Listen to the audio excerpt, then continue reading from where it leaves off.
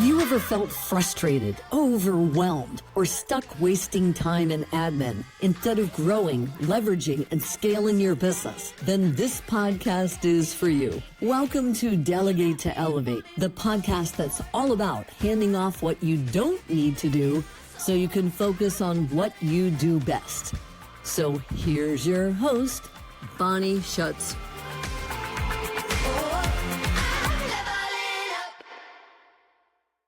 Hello, everybody. It's me again, Bonnie Schutz, your host of Delegate to Elevate, Get Done.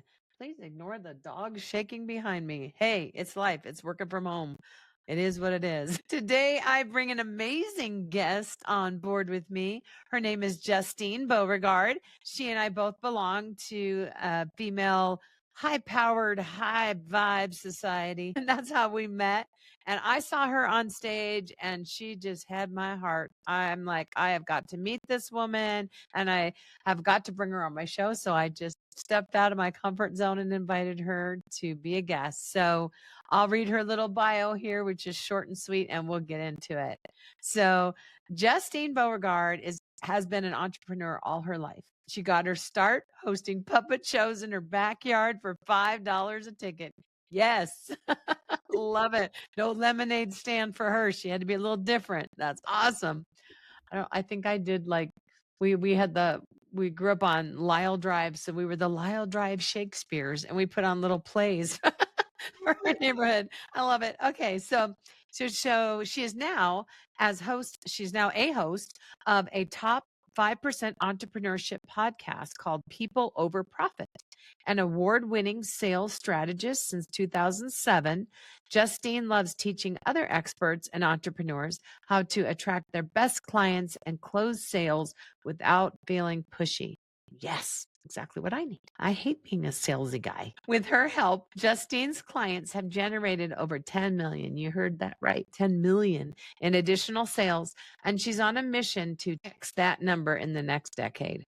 I love all the 10s, 10, 10, 10. Yes. Thank you for being here, Justine. I appreciate your willingness to be on a guest.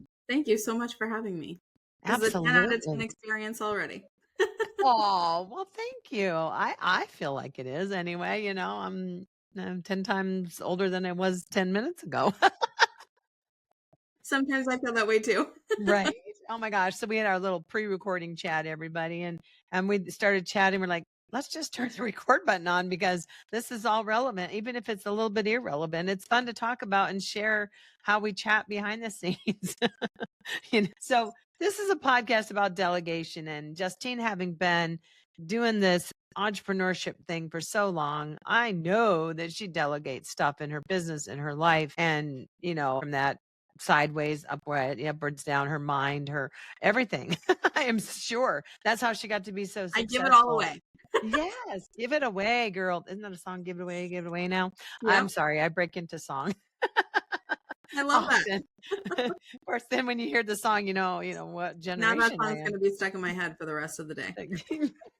We'll just have to sing it to each other. I'll boxer you. I love it. So, aside from your backyard puppet shows, when you decided to become a full-on business entrepreneur, how did that start and what did that look like for you?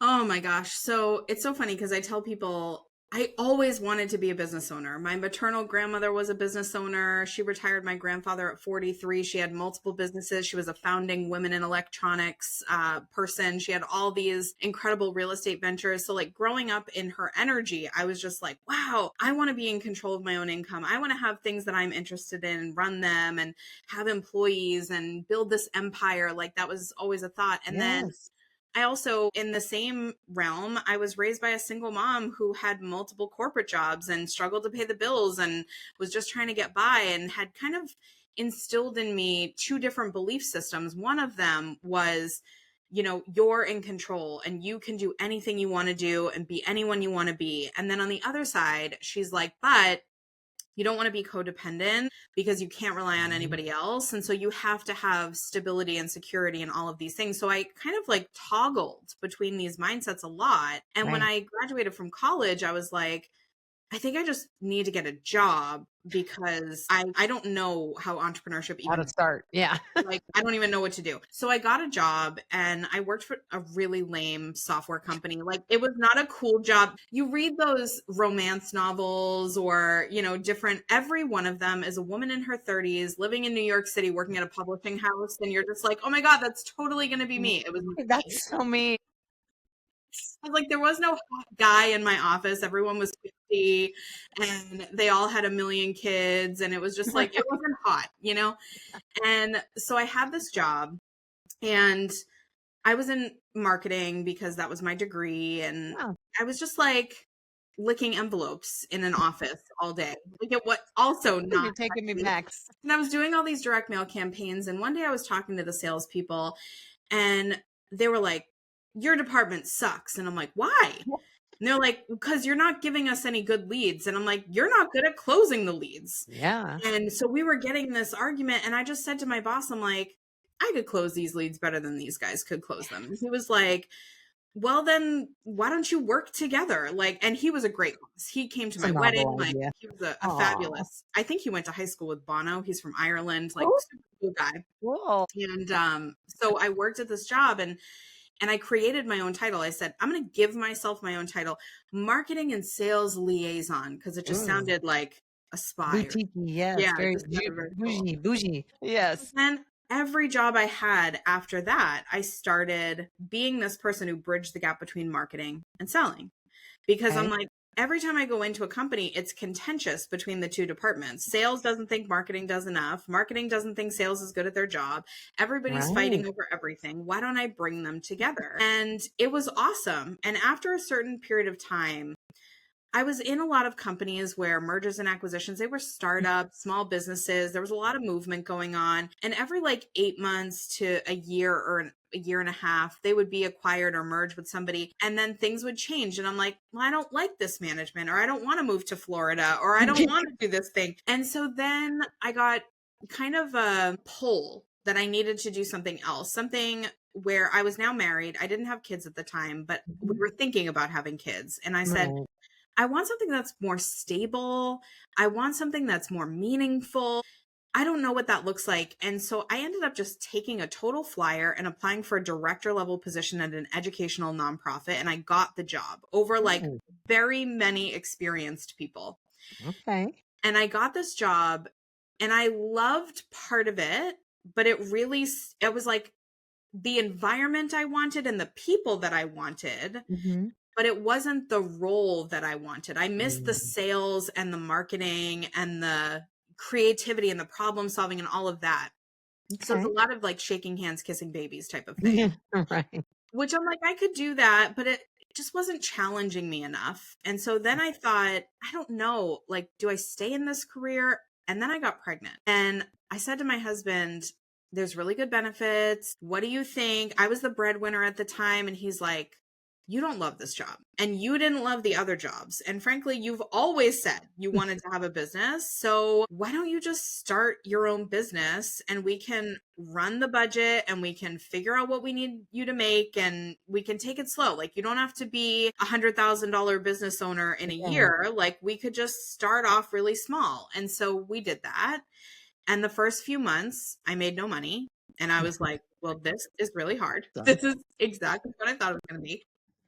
And then I just remember hiring someone who was a coach, but she didn't call herself that because it wasn't a trendy thing back then. Right. This was a while ago.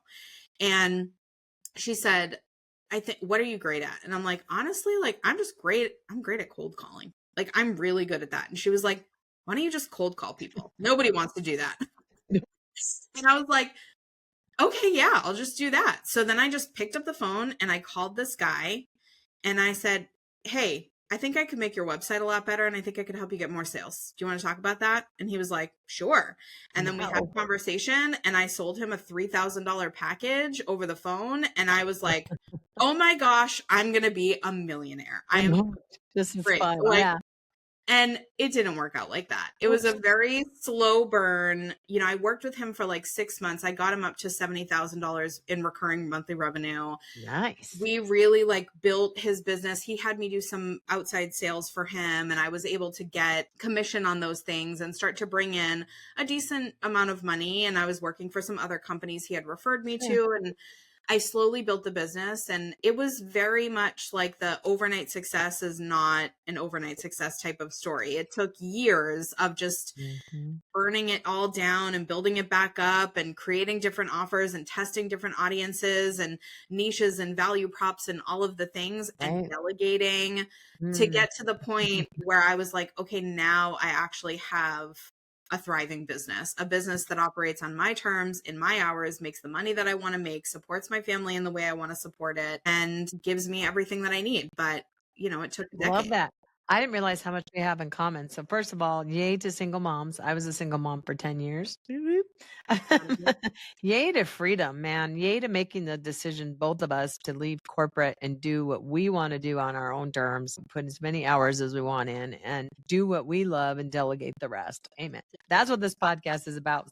I'm going to ask you what I ask a lot of other people. What was the first thing when you started into your own business and maybe you were working with that one client, but you knew you wanted the wheels and the cogs to keep turning on the back end and bringing new things into the business? What was the first thing you delegated or outsourced in your business? So everybody says like, boom, immediately. I wonder why that is. So I just keep telling the listeners, like, become a bookkeeper, become a bookkeeper. Yeah, you need to be a bookkeeper. Well, here's the thing. I think there's two reasons why this happens. First of all, I tell people I love to make money, not manage it. My job is not like in the weeds of receipts and like any sort of admin types. That there's so much admin with bookkeeping. And it's one of those things where as you're doing it, you're like, this is easy to do, which means I don't want to be doing it, because anything that I feel anybody could do is not something that I want to be investing my time doing. So that's one thing, is like, it's so easy. That's important. Yeah. That, yes. And there was a duality of that, so much fear that I was going to screw it up and then be audited and my whole business would crumble to the ground, because I heard all these stories of people like, that's another really good reason to delegate. And I grew up in like the Lehman Brothers era, you know, like huge Bernie Madoff, like all these stories of like people taking off with your money. So there was like this fear of you're going to get audited or you're going to have somebody that you don't trust and things are going to go wrong. So like you have to preserve the money part. And that was really important to me. So, you know, at first it started out as actually one of my clients at the time was a bookkeeper. And I was like, what would it cost to do this every month? And it was like $100. And I'm like, $100? One and done. Where do I sign? Like, I don't want to be doing this. And that was a very easy yes for me. And my books were not complicated. They still are not complicated. I'm a service provider. So, you know, we have low overhead. We don't have a lot of things going out, coming in, whatever. Right. But it was really easy, but it was so freeing to get that off my plate and just be like, now I get to spend those 2 hours a month doing what I actually like to do. What I like to do. Yes. Yes. You read my mind. And there goes my sign. That is hilarious. Oh, well, let's just leave it. Why not? Who cares? I just bought it and it was literally duct tape. Duct tape doesn't work for everything, apparently. It does not. I mean, evidently. Well, we'll just turn things upside down on this podcast then, and we'll flip the script. We'll elevate to delegate. I don't know. Love that too. So it is. Let's do it. Okay. So I elevated my business because I delegated. Hey, I've got about 7 people on my team that I delegate to, because it is about doing what I want to do as an entrepreneur. And I like this. I like the ability to do my podcast. I like the ability to have one-on-one networking conversations to build referral partners and potential client relationships. And so, I mean, I know you and I both do a lot of networking. Thank you for letting me into your last networking episode. Not episode, but I'm used to saying good to have you. Networking event, which is awesome. You want to tell people about that? Feel free. Yeah, I host speed networking events every month. So when I started my business, it was a lot of coffee chats. That's how I got started, was really talking to people. Like I said, I did some cold calling when I was doing the consulting marketing agency type business, but then I really got into sales coaching. And when I got into coaching, I had to meet so many more people because my offers weren't multi-$1,000 offers at the time. I had $149 a month offers. So I had to sell it at higher volume. And Right. meeting these people was awesome because I'm an introvert, so I like to have more close-knit conversations and meaningful connection. My love language is quality time, so like I really enjoy that. But at the same time, I can't be on calls for like 15 hours a day, and how am I going to meet all the people? So I put together kind of a combination because I didn't see any others like this on the market. Now people have kind of done something similar here and there, but my speed networking events are basically the best of both worlds. So you get access to everybody because I give a spreadsheet of all attendees and they fill it out themselves and everybody shares it. It's a shared Google sheet. And so everyone who goes gets access to everybody. And then we do a sales training at the very top. So I walk you through a framework or something that's going to help you position yourself strongly in the group. That's not just like, what's your favorite place to vacation? Or what's the last book you read? Like something that really doesn't speak to your expertise or position you well. And then after that, we go into 3 breakout rooms. So you get quality time with 3 to 4 other professionals and you get to really dig in and ask specific pointed questions through the prompts to build relationships and genuine connections. I mean, we have over 100 people register every month. Internationally too, I might add, because this podcast hits the world. So she does have international people on that, just by the way. Yeah. I mean, like some of my clients are based in Italy and India and Alaska and all over the place. Yeah. I even have an Australian client. So, I mean, certain people can't go because of the time frame. It's usually right in the middle of the night. Yeah. Yeah. But some people do make it when it's very late at night. And it's great to see because I get a lot of feedback after that people are like, oh, I love the combination of being able to reach out and meet people through the DMs after. And get the quality time while I'm there at the event because they leave with clients, they leave with collaborators. Like so many people find great relationships that way. So I love hosting them. I have talked in the past before about the value of networking and for referrals and all that. But do you have somebody that helps you with those podcasts or with those networking events? Do you have like a VA or somebody behind the scenes that kind of helps? Yeah, so I have my full-time assistant does do like chat moderation, lets people in, takes out all the AI note takers, things like that, and then drops links to the spreadsheets and things throughout the event. So that helps me a lot. I will say this is another one of those things where I'm so grateful to have a team like you because doing the events, which I've been doing them for over a year, probably the first like 8 months or so, I didn't have support coming in. Like I had a couple of part-time people that were doing different things for me, but nobody was like in the VA type of role. Right. And I was running those events and I'm like so distracted, I couldn't focus on giving value as much because I was trying to let people in and people were getting kicked out and people were talking in the chat and I'm monitoring the chat and I'm doing all the things. And it's like, this is worth it just for things. Yeah. Just to like not have to think about it. And I do a pay what you can afford model for these events. So I'm not making a ton of money off of them. They're more like just fun to do. And whatever that money comes in covers the cost of promotion for the next one and covers, some of the cost of having that support. But it's really like the most like easy event to run, having the support that I know in the background where I'm just like, here are my notes right before, here's how it's run, here are the links. And then when you hear me say, can you drop the link? Just drop the link, and we're so used to doing it that it's just it's really good. I get to really be present with the people. That's really good to hear these success stories because, when you get into this thing, you don't know the value of being able to hand something off your plate and not have to do it all. And I'll say that, it just makes you look more professional.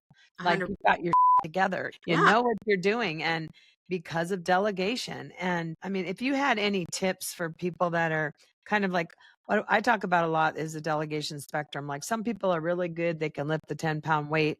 Some people are, and they're fine with lifting that. And they maybe want to grow it to the 100 pounds, but there's the bodybuilders that just say, I don't want to do anything here. You do it. But where do you think you land on that? Like, What are your thoughts about that? Are you happy where you're at? You think you want to get better? Or have you had Well, any experiences that you can recollect that just like, ugh? yeah, I always want to get better. I think, that's kind of like where my mindset is always growth, improvement, streamlining, anything that I can. I mean, I teach something called the repeat framework to my clients, which is all about optimizing your company for maximum effort, efficiency, growth, Yes. scale, all of that. But I think in describing like my ability to delegate, it's interesting because I am very quick to outsource things that I don't know. Right. So if there's like, if I think, just because I've had my business for so long, as soon as I look at something, as a baby business owner, I would say to myself, oh, I'll just do that myself. And I'll Figure think that out. it's so easy. It only takes X amount of minutes, whatever. And all these little things are the things that add up, but it's not just about time. It's also about energy. Yes. And for me, there are certain little things that of course, again, going back to the bookkeeping, to me, that was very easy to do. I was always very good with numbers anyway, and like had no problem. My balance sheet was always balanced. Like I never had an issue where things were off or not done correctly. It was more like, this is just taking time. And so, just recently I started a conversation with somebody because I'm looking to get more into AI stuff. And as I'm going down the rabbit hole just a tiny bit, I give myself like a little bit of play. I'm like, okay, it's going to take me probably like 5 or 6 hours just to get the basics of how to build the thing that I want to build. Or I could just hire this person to do it for me. Like, and so then I just start to think about that in a lot of ways. Like my website, I've built custom websites for people with my marketing agency. I know how to code. I know how to build websites. Do I want to sit there and build my whole website from scratch? No, I really don't. So I outsourced and I hired an agency and I paid a lot of money to do it. And at the end of the day, I was so grateful that I did because it looks awesome. I get compliments on it all the time and I didn't have to think about it for one more second. I just had to go, here's all my stuff, make it pretty. And then I got to move on to the next thing. So there's so many examples where I'm not a huge fan of like outsourcing because I think I need to or because other people are. You must do this. Yeah. Yeah, Or like because you you need should. to have a VA write your social media copy or whatever. Like I actually like writing copy and I'm Me good at it. too. I'm very efficient at it. So I'm like, I don't need to outsource that necessarily. But as soon as I notice a gap, I'm like, oh, that's going to take me more time than I want, or I don't know as much as I think I do, or I don't really want to deal with that right now. I'm very quick to outsource those things. Yes. You are my poster child. Thank you for your advocacy because it makes so much sense. And for you to have that intuitiveness about yourself when you're just like, this might be kind of fun to learn, but think about how valuable my time is, and time is money and time is energy. I love that energy quotient in there too, because as a woman of a certain age, the energy starts to wane at about 2 p.m. over here, just saying, but I'm way more effective in the afternoon. Well, yes, no, you were a complete poster child for this, and I love it. And I knew I was drawn to you for a reason. Not to mention, it is time for me to outsource sales at some point. Yeah. Because I'm about a 10-year-old business, 8 years on my own outside of corporate. It started as the side hustle where you'd sneak into the conference rooms and do your own thing. This is a very important business meeting in here. Oops, I'm really working on my own business, but I hope my ex-boss isn't listening, but who cares? I don't work for you anymore, Matt. Sorry. Sorry, not sorry. Love you, buddy. It was one of those things where I'm like, I want to be just like you when I grow up. I want to build a multi-million-dollar company, when I gave my notice. Yeah. So hopefully that built him up a little bit and made things not so difficult when I left. Yeah. I love our similarities. I love that you really get it. You really, really get it. And I just want to highly recommend your networking event because it was super fun. I've only been to one. I hope to come to the next one if I haven't already missed it this month. Nope. I don't have my calendar, but we'll share all that in the comments below. Right now, we're just on audio as I record this. We're popping over to video to a YouTube channel and slowly starting to release those episodes. So keep your eyes open for our beautiful shining faces to come soon. You'll just hear our lovely voices and mine all hoarse today because I've been talking all day. But yeah, if you could think of what I call the golden nuggets or a couple of takeaways for our audience today. If they're doubting their ability to delegate or let things go, or they're struggling with it, or they've struggled in the past and they're just taking stuff back, what might 2 nuggets be that you could give them to make them feel better about delegating? Well, feeling better and doing better. So on the feeling better side, it's normal. Whatever normal means, like to you, it is normal to go through, it's expected is probably a better word, Okay. to kind of go through the thought pattern of, I don't feel comfortable releasing control of this thing in my business. So there's the doing better, and then there's the feeling better about it. So first, let's talk about feeling better. It is hard to delegate things. It is hard to release control of things that you are comfortable doing and you have done for a long time. Sometimes the reason that it's hard is because you've never done it before and you don't know how to do it. And so you just have to figure that out. And the only way is to do it, which feels hard. And then it's also sometimes hard because releasing control of something that you've had for so long, there's a familiarity and a comfort with that. It's just like, well, I've always bit my nails, or I've always had breakfast at 9 a.m., or I always have this specific lunch. And like the minute that that becomes unavailable, there's a lack of comfort and you There's feel, a hole. Yeah. like there is a loss. There's a grief almost that you go through. And it sounds dramatic, but it's really not, because you spend so much time, and depending on how long you've been doing that thing for, and depending how much you actually enjoy it, some of the things are going to be hard to let go of. Like part of it for me, even with the speed networking, I knew that I wanted to give that to my assistant, but there was part of me that's like, what does it say about me? It was an ego thing. Like, what, am I not good enough that I can't keep control of a chat while I let people in? Like, what does that say about me? You know? Right. And then the other part of it was like, who cares, Justine? Like, why are you telling yourself these stories? You're just let your assistant do it. She wants to do it. Like, Yeah. give it to her. She's good at it. Yeah. And she's great at it. So it's just like, until you do it, there's a lot of thoughts. And so for me, it's just bite the bullet, do it once, see how it feels.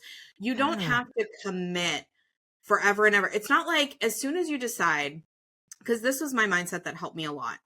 I'm just going to have her do it this time. Let me see how it feels. Let me see how she does. Let me see how it goes. Let me see what difference it makes. Like all of that. So I just positioned it that way. I told everybody on that networking event that time, I don't think you were there, but I had said, this is my first time I'm having my assistant come in. She's going to drop the links. She's going to monitor the chat, do all the things. So we're just going to, everybody now, like give a shout out to my assistant, say thank you, and all of that. And then we get to the end of the event and I said to her, how did you enjoy that? And she was like, I loved it. And I'm like, I loved it too. Let's do it again next time. Like it wasn't going, okay, from now on until the end of time, my assistant's going to be doing all the things.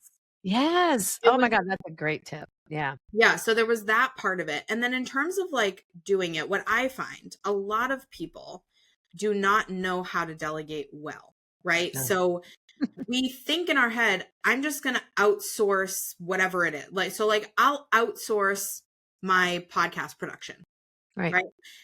We don't think about what that means. So to us, we have a very specific idea of what that means. To everyone else, it's sort of like how you organize your kitchen.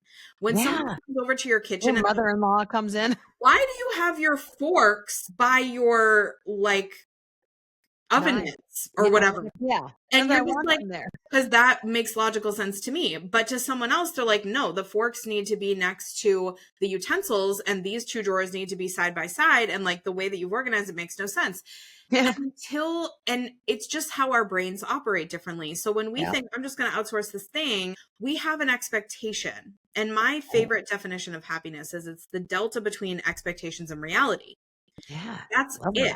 So when you have this expectation, like I'm going to outsource my podcast and it's going to be great. And then you give it to somebody, either an agency or a person, and they don't do the show notes like you did them, or they don't update things on the same timelines that you were doing it before. So you're like running up against the clock instead of being 3 days early, or they don't create your graphics in the same way that you were doing it before, and you don't like the look that they did, or they're not adhering to brand guidelines because you didn't include them in the brief, or you didn't even have a brief. So like there's so many different things. And so what I say to people is, if you want to delegate something, you have to start by documenting it as you do it.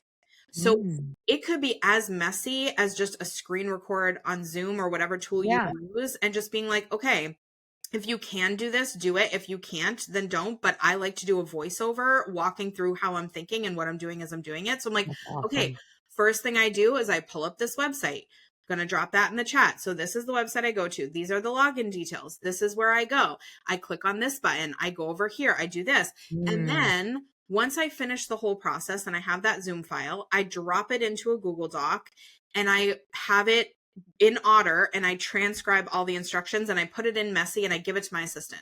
And then I say, I want you to do this same process and clean up the document to be very specific and as short as possible, step-by-step instructions, and create your own version of this video walking through the process as you've done it. So now she is learning it. She is documenting it. She is also doing it. And I have a clean copy. So if for any reason we decide not to be partners together anymore, and I get a different assistant or someone else to help me in my business, I can just say, here's the process document for podcasting, right?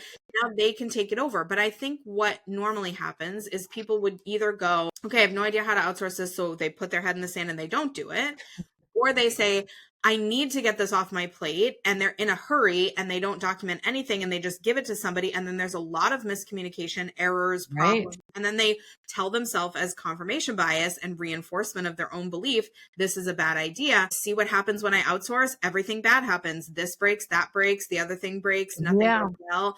I wasted all this time and money. Well, actually, no, that was just the way that you delegated it. You learned a lesson. Yeah. So it's going through all of that, and it's figuring out how can I, and also they spend a lot of time trying to build this beautifully documented process in the way that they would want it to be done versus the way that they actually do it.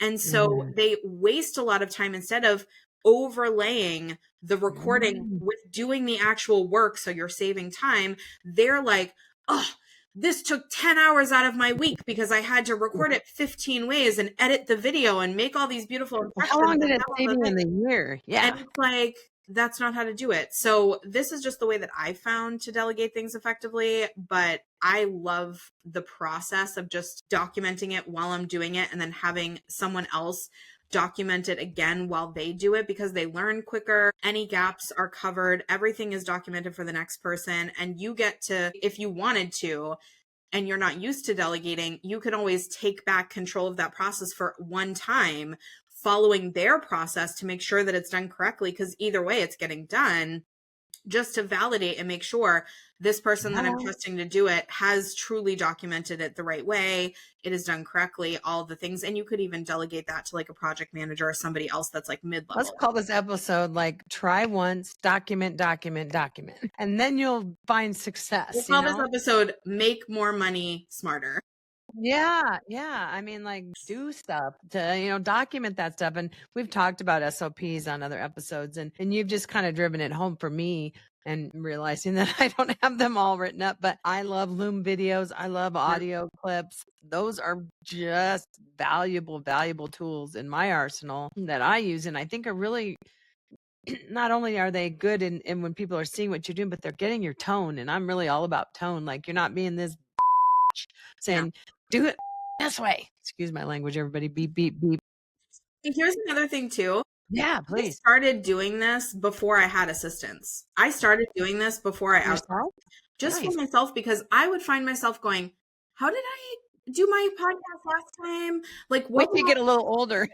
And then and it wasn't even like I couldn't remember all the steps. It was just like, I don't want to waste even 1 minute in my business doing things differently or searching for things that I already had. It's like anything that would have a script or a template or a process around it. Like, if you're doing something more than one time, you should document it just for you. Get good at this before you delegate. So by the time you do delegate, like by the time I brought on my assistant, I was like, here's 15 process documents. Have a great day. because I Amen. wanted doing them. And I That's was like, cool. I need to stay on top of it too, which I'm a little bit neurotic in the fact that I have ADHD. The only way to manage my mind and how I started in an agency model where I paid, I tracked time and charged time for money in the beginning. Yep. I methodically tracked my time for 8 years in my business, down to the second. I knew how exactly long it would take me to create one social media post, one email, one blog, one podcast. Look at the old school girl here with my kitchen timer. Exactly. And I still have an old school calculator I keep near me to do math. But this is how I started, was just like, I need to know how much time. And so I'm very aware of like any process that happens more than once.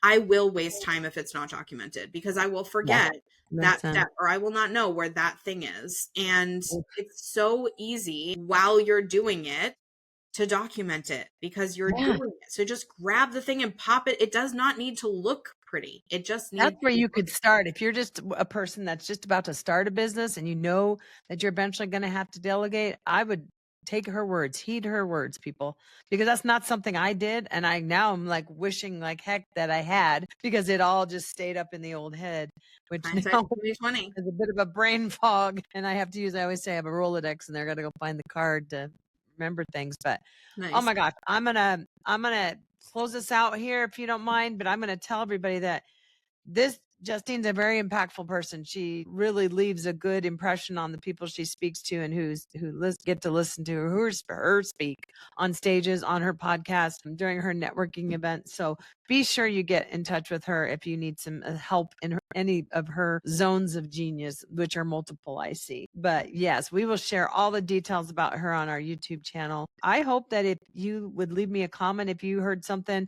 that she mentioned and you want to hear some more, we'll ask her to come back and talk some more about a certain subject. Like maybe you've had a difficulty in one area that she's mentioned, and shoot, I'm not scared. I'll ask her back. We don't know if she'll give me the time of day, but we'll see. Oh, bless you. You're sweet.